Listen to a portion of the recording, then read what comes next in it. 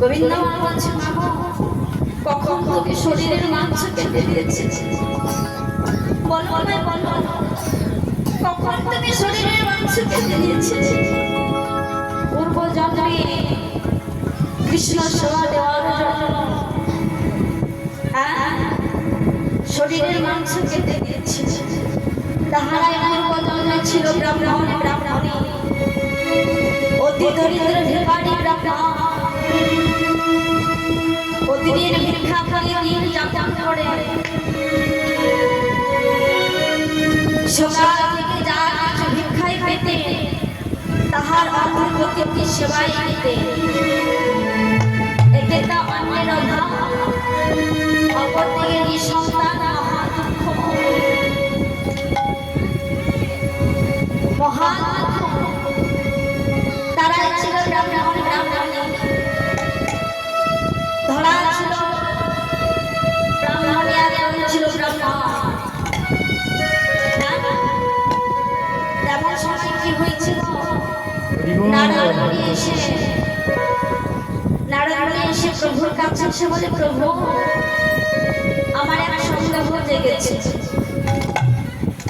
বলে আমার একটা সন্দেহ জেগেছে কি সন্দেহ বলো না প্রভু এই জগতে ধনী ব্যক্তি বিলাস কোনে লক্ষ লক্ষ অর্থ ব্যয় করে আর ইহবা সারাদিন প্রচুর পরিশ্রম করেও সারা জোটাতে পারে না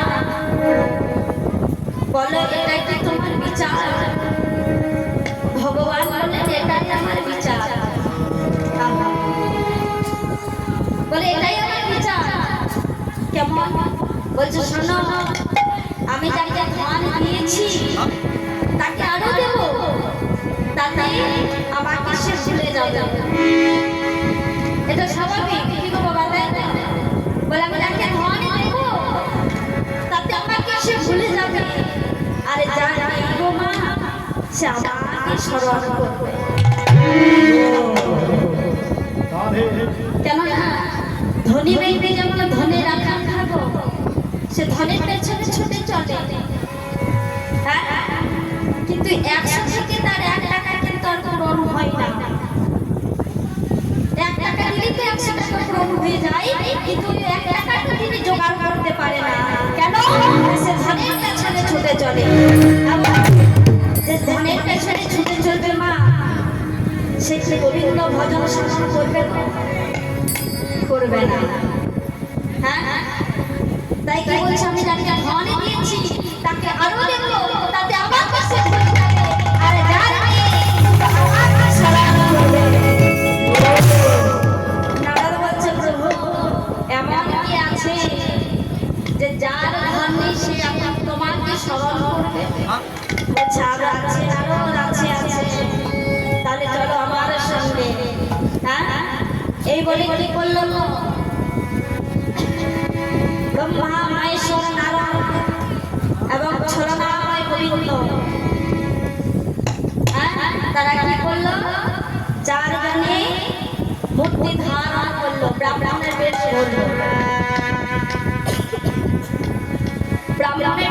ধরলো ব্রাহ্মণের বেশ ধরে কি করলো সেই দরিদ্র ব্রাহ্মণের বাড়িতে গেছে তারই এসে বলে মাগো তার হলো না দ্বাদশের সন্ধ্যাগত হলো কোনো আহার জোটেনি অন্যদের আমার প্রাণ রক্ষা করো না আর যেমন তাড়াতে পারছি না খোদা জলে অমৃত জলে আমাদের খেতে দাও এই বলে ব্রাহ্মণ এসে দেখলো তারা যে চারজন অতিথি ব্রাহ্মণ বলায় বসনে দিয়ে অতিথিদের বললেন আসো আমার সৌভাগ্য চারজন পেয়েছি ব্রাহ্মণ ব্রাহ্মণের দেখলেন এই রূপ চল মনের বদলে যে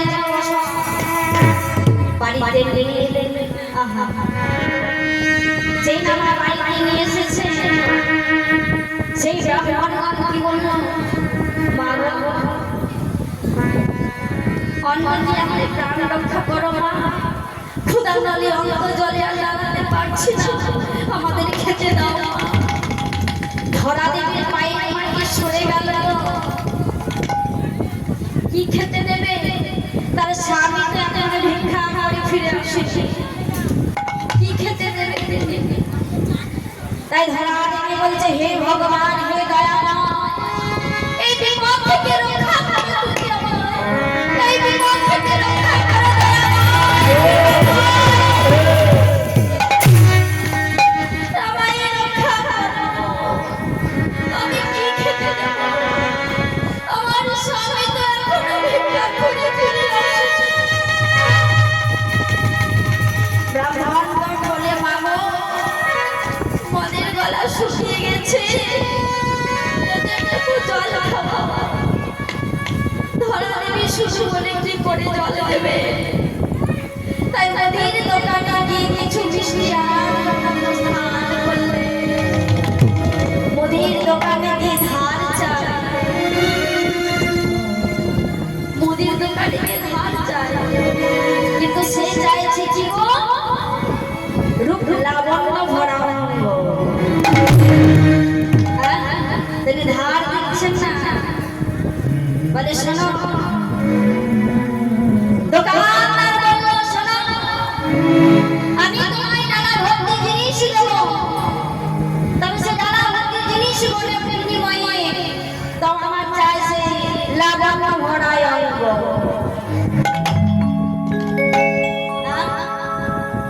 সেই বর্তমানে শুনে ওই প্রত্যেকটা বিচলিত হলেন না। কেন না বাড়িতে চাচা অতিথি ব্রাহ্মণ সৎকার করে একটা কর্তব্য। হ্যাঁ, বাড়িতে অতিথি এলে সম্মান করতে হয়, তাই তাই করলো। যেই না বলে লাবণ্য ভরা অঙ্গ, যে অঙ্গে এমন সময় ধরা দেওয়া করলো দোকানে, যে দেহে রক্ত মাংস মলমূত্র ছাড়া কিছুই নেই, সেই দেহ যাচ্ছে। তাই কি বলছে দোকানদার, দাও তোমার ছড়িটা দাও। দোকানদার ভাবলো বুঝি কোনো দরকারে লাগবে, তাই সেই ছড়িটা কি করলো? ধরা দেবে তার দক্ষিণ স্তন কেটে বলছে, এই নাও আমার যৌবন ধন। যে দেহে রক্ত মাংস মলমূত্র ছাড়া কিছুই নেই, সেই স্তন দোকানের হাতে দিয়ে বলছে, এই নাও আমার এই দেহটার প্রতি তোমার একটু নলো। এই বলে সেই ধরা কি করলো? ডালা ভর্তি জিনিস নিয়ে মাথার মধ্যে চাপিয়ে চলে যাচ্ছে, শরীর চলছে না বাবা, তার ক্ষতস্থান থেকে রক্ত ঝরে পড়ছে। একটা বৃক্ষের তলায় লাল নিয়ে বসে বসে কাঁদছে।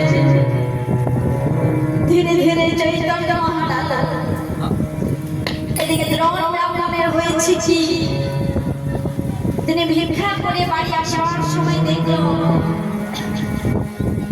যে একটা বাঘিনী ও তার তিনটি বাচ্চা।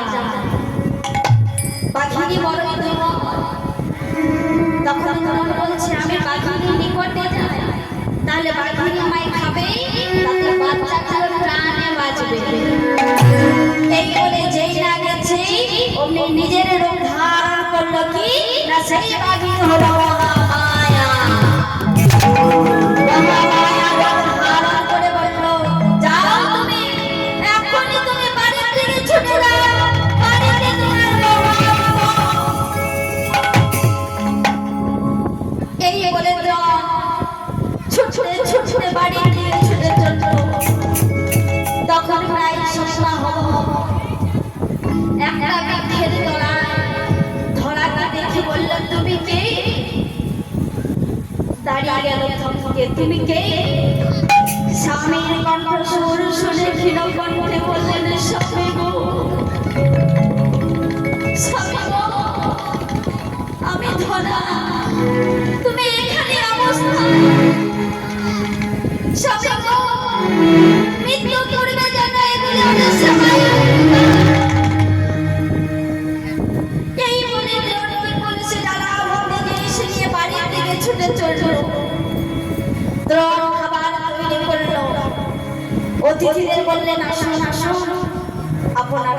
করো। তখন সেই ব্রাহ্মণগণ বললেন, ব্রাহ্মণের কোথায়? যদি তোমরা স্বামী স্ত্রী মিলে পরিবেশন না করো, আমরা জল স্পর্শ করব না। তখনই দ্রোণ ছুটে চলল ধরার কাছে। ধরা অচৈতন্য অবস্থায় পড়ে আছে, জল ছিটা দিতেই প্রাণ ফিরে পেল। ধরা তোমায় যেতে হবে, ভগবান যখন আমায় বাঁচিয়ে রেখেছে তখন অবশ্যই সেই রক্ত ভেজা কাপড়টাকে শক্ত করে বেঁধে দিলেন যাতে রক্ত না ছড়ে। আর এদিকে দ্রোণ খাবার তৈরি করে দিয়েছে। যেই না তারা দুজনে কি করছে গো? যেই না সেবা করাতে যাবে, ব্রহ্মার পাত্রে, শিবের পাত্রে, নারদের পাত্রে, যেই না বাবা চরণাময় গোবিন্দর পাত্রে একটা রুধির বা রক্ত